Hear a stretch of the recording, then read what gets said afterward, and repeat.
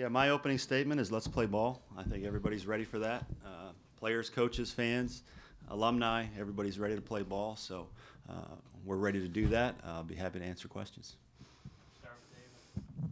Mark, I know this isn't your first opening day, but are there any nerves, any trepidation, anxiousness before tomorrow? I think, obviously, if you care very much about what you're doing, no matter what it is, as you start to get to opening night, you start to, I don't know that nerves are the right word, but just the anticipation is pretty great right now. I think for myself, for our coaching staff, for our players, we're ready to go. So however you want to define that, we're just very anxious and ready to go.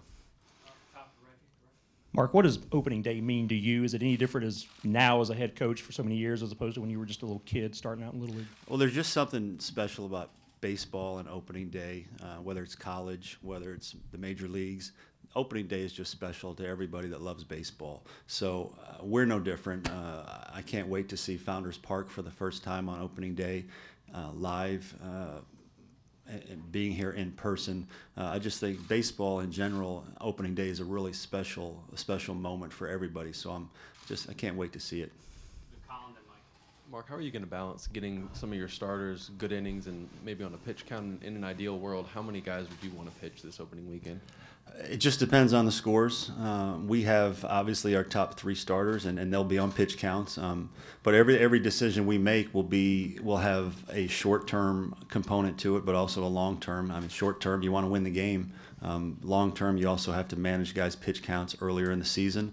We want to get a look at pitchers to see where they're going to fit. We have general ideas at this point on which pitchers we think can help us win, but you just never know till the lights turn on. So in terms of this opening weekend, there's 6 guys I would say we know we'll get a chance to see, and then past that, I mean, probably 4 or 5 more. Well, can you go into the decision that you made yesterday about the Saturday and Sunday starters? Obviously, you knew pretty much months in advance about the Friday night guy, but Saturday and Sunday. Yeah, obviously, with Morris being the Saturday guy, he's our most experienced returning pitcher outside of Hill. So we decided to go with him. He has Saturday-type stuff. Just up to him now to show that he can be a polished pitcher, manage pitch counts, and get us deeper into a game. And then Sunday, we narrowed it down to who we thought were the top 2 candidates, and we got to the 2 Chapman boys, Ridge and Logan. They're both talented enough to get the ball on Sunday. We just gave the edge to the veteran, the older guy at this point. Let the freshman kind of sit back and really watch the flow of a game here at Founders Park. And then he'll probably pitch in relief at some point this weekend to get his feet wet. And then there's a good chance you'd see him as a starter Tuesday or Wednesday. Coach, it's a long season. So what are the things that you're looking for overall from your team those first few games? I just want to see quality baseball. At the end of the day, winning happens as a result of playing quality baseball. I want to see that everything we've worked on for the last 7 months, I want to see that in practice, in a game setting. I want to see it with an opponent in the dugout, the other dugout. I just want to see that we're going to play hard, that we're going to be an intelligent team. I want to see us take quality at bats. I want to see our pitchers attack the strike zone. The same things I'll be looking for this weekend is what I would look for in Omaha, the things that win games. It's all those things we work on a daily basis. So whether it's game 1 or game 70 in Omaha, you're looking for quality baseball. You're looking for the right effort, the right preparation. So that'll start tomorrow. Mark, 2 questions. Other than how your team performs on the field, what are you looking forward to the most about your first opening day here in Founders Park?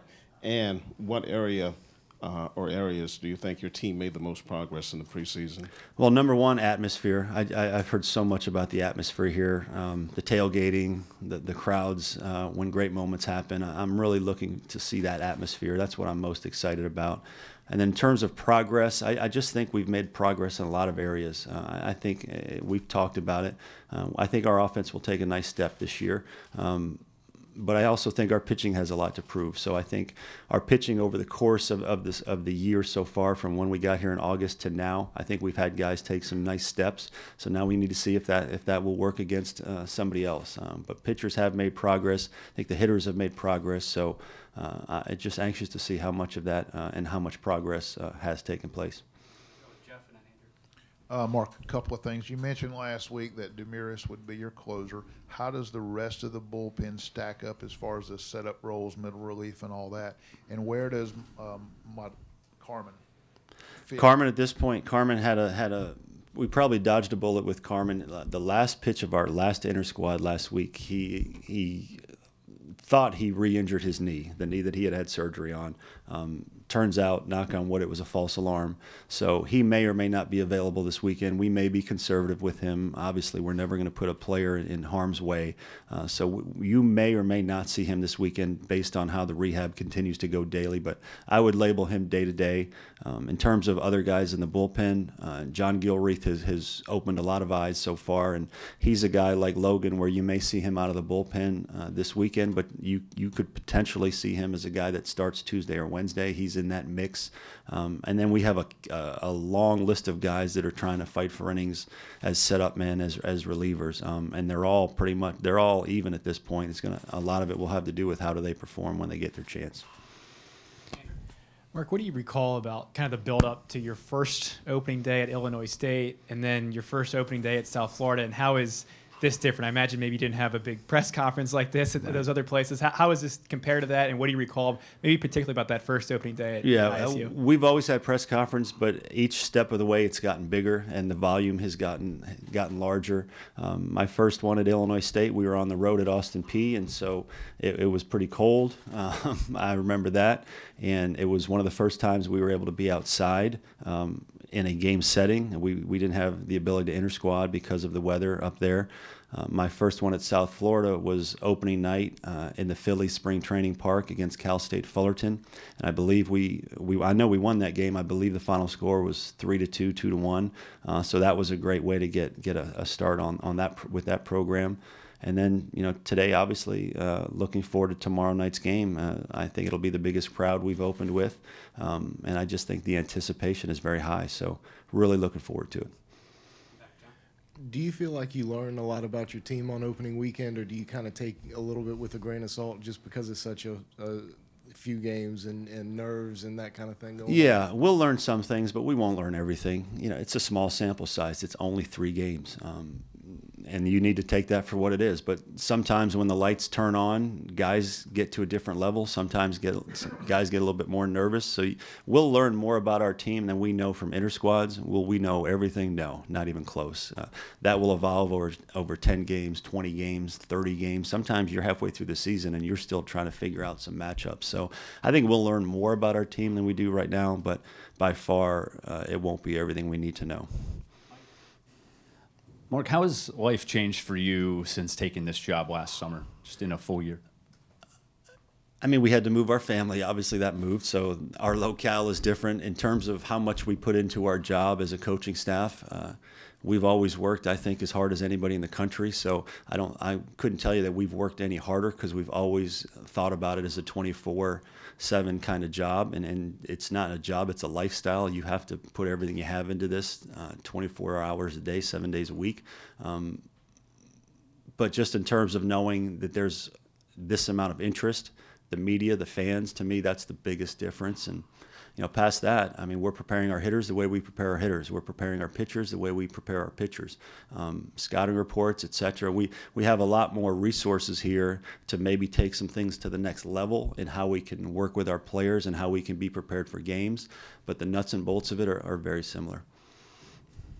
Coach, a couple weeks ago, your players were talking about leadership, leading up to the season. What have you seen from your leaders, and who in particular have you seen step up? I would say just our upperclassmen in general as a group have tried to lead by example. We talk about it all the time.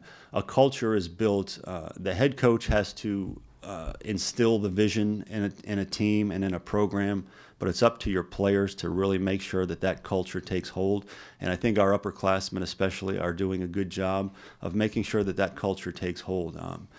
I can't babysit guys all the time to make sure they're doing things the right way.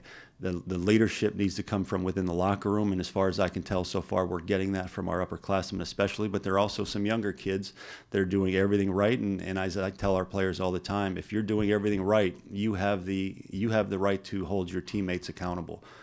It's when you don't that maybe, you know, if you're gonna try to check somebody, you better make sure you're doing everything right. So I think our culture is in a good spot right now.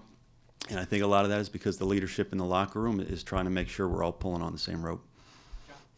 Mark, you guys brought in Chris Singleton yesterday. Just whose idea was it to bring him in? What message did he say to the team? And when did you really first learn about his story? Well, what a tremendous story Chris is.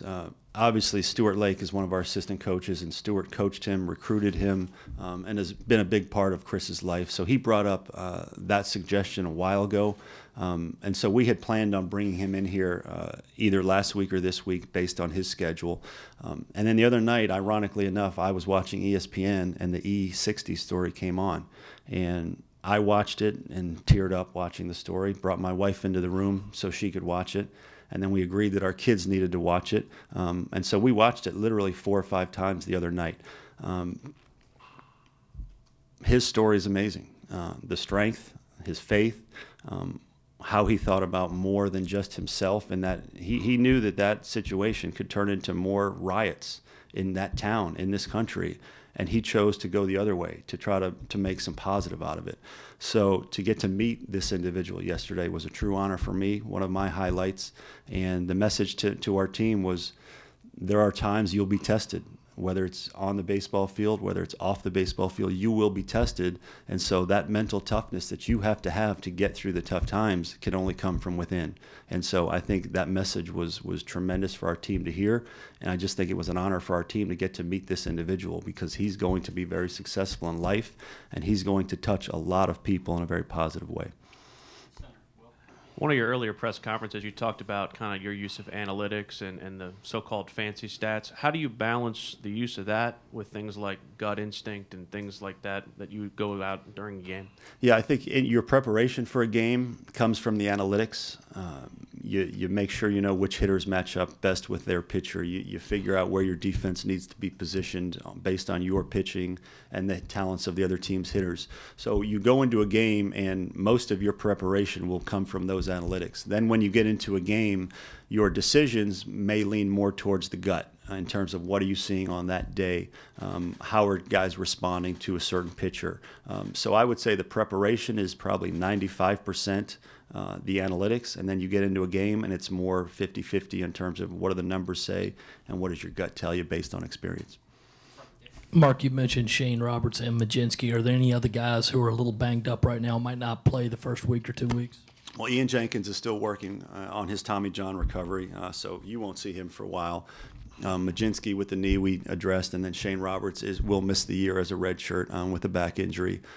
Past that, we have some guys that are nursing some things, but nothing that should be a long-term issue at this point. You've obviously had some decisions to make. You got a lot of depth. Have you settled on a lineup for tomorrow? And will you play a lot of guys this weekend? I think you'll see more than 9 guys start this weekend. You know, a lot of it, the opening night, we're facing a really talented starter on opening night, so that may play into some of the guys we decide to play opening night in this ballpark. I think there's a tendency for the young guys maybe to need to see what this thing looks like and get a flow for playing in Founders Park. So you might see a little bit more of a veteran lineup tomorrow night, and then we'll have the ability to evaluate as we go. Want to get all our guys that have earned playing time over the last 7 months in the games as much as we can. But the scores of the games will dictate a lot of that. And as I said, tomorrow night's lineup, you might see a little bit more veteran heavy than maybe you see Saturday, Sunday, or as we progress throughout the season. But we want to bring our young guys along at a pace that allows them to get comfortable and then be able to be successful. Mark, a little off topic, but a lot of major league teams are discussing extending the netting all the way down to the foul poles. Have you guys talked about that either as a college sport or just here? Well, I know our people, obviously, the safety of our fans is one of the top concerns, of course. And so I have not been brought into meetings regarding the netting. Obviously, I would support anything that helps to protect our fans. Any more questions? All right. Thanks, guys.